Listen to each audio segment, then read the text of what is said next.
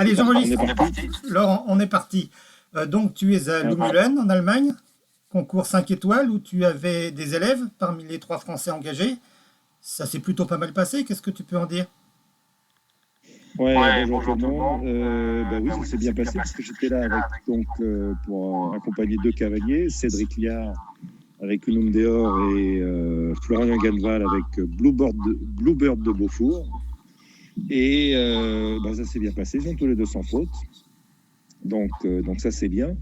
Et puis pour revenir un petit peu sur le parcours, c'est vrai que c'est un parcours de cross avec le chef de piste anglais Mike Etherington Smith, qui est que moi j'aime bien comme chef de piste, que je trouve qu'il fait des parcours qui sont quand même intéressants techniquement Je et suis très fan aussi. relativement cheval, si on peut dire. C'est-à-dire que les chevaux, on voit bien que les chevaux comprennent bien les problèmes posés. Et du coup, assez safe, parce que quand les chevaux comprennent, c'est vrai qu'ils ont tendance à mieux sauter. Ce qui n'a pas empêché qu'il y ait quand même eu le nombre d'incidents nécessaires.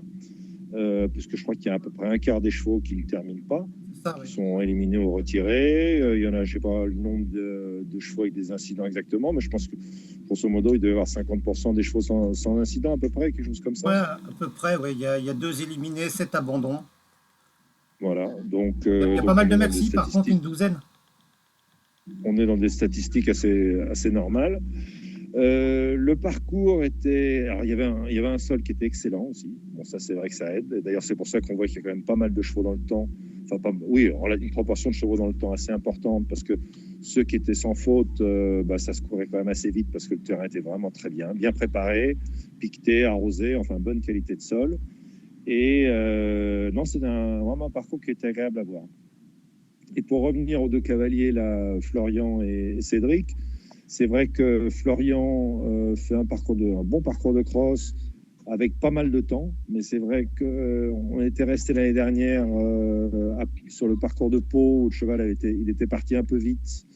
Le cheval avait été fatigué, il avait été arrêté en fin de parcours. Enfin bon, il y avait quand même toujours ça dans un coin de la tête. Et donc là, l'idée, c'était de partir quand même un peu plus raisonnablement et déjà de voir un peu comment le cheval tenait la distance. Et puis avant tout, d'essayer de boucler un parcours sans incident, ce qu'il a bien fait. Donc voilà, contrat rempli. Il a dû En se ce qui faire plaisir concerne, quand même. d'abord, il s'est fait C'est le but du plaisir, jeu. il était ravi, et puis nous C'est un aussi. amateur, ouais. Enfin, tout le monde était content.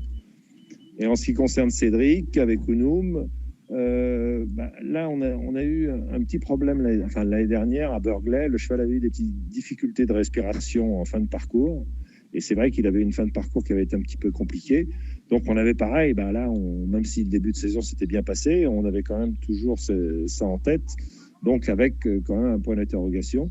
Donc là, Cédric est parti, je dirais, assez raisonnablement sur le parcours. Le cheval était bien. Donc, à un moment, après ça, il l'a laissé galoper. Et donc, il prend 18 secondes, si mes souvenirs sont bons. Et le cheval vraiment a terminé en respirant très bien, ce qui est quand même très encourageant pour l'avenir. Et il a vraiment fait un parcours de cross nickel, enfin comme Cédric sait le faire, tiré au cordeau. Il a fait exactement ce qu'on avait pu prévoir à la reconnaissance. Donc voilà, contrat rempli, tout va bien. Les chevaux sont bien ce soir, on vient de les faire trotter, ils sont carrés. Donc les voyants sont ouverts pour demain. Bien. Concernant les autres participants, on a vu une concurrence étrangère un peu plus relevée que d'habitude. Comment tu l'expliques ça? Alors, il y a eu. Oui, d'abord, je n'ai pas dit un mot du dernier Français, Guirec, même s'il était. On était tous ensemble, évidemment, et que lui était un petit peu plus indépendant. Il a fait un bon parcours de cross, très bien même. Et malheureusement, il prend un refus. Je pense qu'il s'en voulait un peu parce qu'il a fait une petite faute de trajectoire sur un double avec beaucoup de biais. Le cheval dérobe le deuxième élément. C'est vrai que je crois que Guirec s'en voulait pas mal parce qu'il s'est dit là, j'ai fait une petite faute de trajectoire. Et puis c'est vrai que sur un 5 étoiles, ça se paye tout de suite. C'était sur Mais vraiment, l'obstacle il sur a la déroulé. carrière, c'est ça? Oui, c'est le double qui était le double D'accord. avec Grandier sur la carrière, qui est un des obstacles d'ailleurs qui a fait le plus d'incidents. Et c'est vrai que Guirec s'en voulait parce que le cheval était super. Et à côté de ça, il a fait un très bon parcours. Bon, c'est le sport. Le cheval est bien aussi ce soir. Donc voilà, tout va bien de ce côté-là. En ce qui concerne la concurrence étrangère, je crois que d'abord, il y a eu badminton quand même qui s'est passé dans des conditions difficiles. Il y a quand même pas mal de gens qui ne sont pas partis sur le cross ou qui ont arrêté très tôt dans le parcours. Donc, on a retrouvé des chevaux ici qui avaient été à badminton, qui étaient engagés à badminton au mois d'avril et qui ont recouru aussi assez rapidement parce que soit ils n'avaient pas couru du tout, soit ils avaient couru qu'une petite partie du cross. Et puis quand même le Mullen, c'est quand même moi c'est un concours que j'aime beaucoup et je pense que c'est un concours que pas mal de cavaliers apprécient. Et c'est vrai qu'on a vu d'ailleurs qu'il y avait pas mal une bonne concurrence étrangère, alors qu'il y avait à l'inverse dans l'épreuve 5 étoiles, il y avait très peu d'Allemands. La majorité des cavaliers allemands étant eux-mêmes dans le 4 étoiles courtes, qui sert aussi de championnat d'Allemagne. Donc voilà. Et puis, les Anglais étaient là en nombre. Et on voit bien quand on regarde le tableau d'affichage, ils confirment, si c'était nécessaire de le faire, leur grande forme actuelle, puisqu'il y a les 3 premières places sont occupées par les Anglais. Et si mes souvenirs sont bons, je crois qu'il y en a 6 dans les 10 premiers. Ouais, les Anglais sont bien là, sont bien présents et toujours là. Oui, donc on a quasiment la prochaine équipe olympique, on pourrait dire, qui était là, quoi. Enfin, ils sont tellement nombreux. Oui, entre autres, pas que, parce que je crois qu'il y en a encore derrière qui n'étaient pas là. Alors bon, London, avec Laura Collette, bien sûr, qui a encore fait une démonstration. C'est un vrai crack, quoi. C'est-à-dire qu'on le voit en dressage, il pourrait faire du dressage pur, on va galoper sur le cross, c'est une Ferrari. Et demain, il va sauter. Et je pense qu'on va le voir sauter demain comme un cheval de CSO. Donc vraiment, c'est un avion de chasse. Mais derrière, c'est vrai qu'il y a d'autres choses. Bon, Oliver Tonnen qui est toujours là. Yasmine qui confirme avec un autre cheval que son titre de championne du monde de l'année dernière avec Banzai n'est pas arrivé là par hasard. Enfin non, il y a un vrai réservoir de cavaliers et de cavalières anglaises. Je pense qu'une fois de plus cette année au championnat d'Europe, ça va être quand même l'équipe à battre. Il y avait aussi Tim Price qui n'est pas parti sur le dressage, tu sais pourquoi? Oui, alors le pauvre Tim, en fait, comme il n'avait qu'un seul cheval, il a mis son cheval dans le camion de quelqu'un d'autre parce que ça lui permettait de venir en avion et de faire transporter son cheval.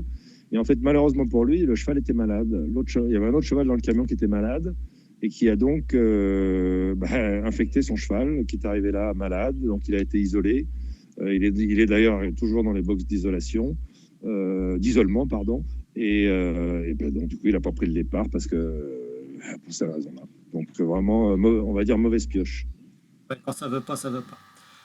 Bon, écoute, merci pour toutes ces informations, Laurent. On va souhaiter des sans fautes à nos Français demain. Et puis, exactement. Si ça veut bien jouer, donc pour Cédric, ce sera un nouveau Burghley, peut-être en fin de saison? Oui, probablement. Enfin, après ça, il y a encore le choix entre Burghley et Pau. On va voir aussi un peu en fonction de la récupération du cheval. Parce que c'est vrai que Pau, ça laisse quand même un petit peu plus de temps. Donc, pour l'instant, on a gardé les 2 options ouvertes. Et on va voir après cette épreuve-là comment le cheval récupère. Parce qu'il a 15 ans maintenant, donc il faut aussi en prendre soin. Et donc, c'est lui qui va nous dire s'il est prêt à courir Burghley ou si on attend un peu plus pour aller à Pau. D'accord. Et Florian, ce serait quoi les objectifs? Florian, je pense que ça risque d'être Pau aussi.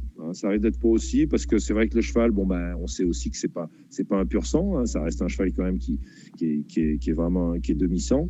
Et c'est vrai que sur un parcours comme Burghley, on peut craindre quand même que le dénivelé soit un petit peu pénible pour lui. Donc je pense que ça va certainement se terminer à Pau.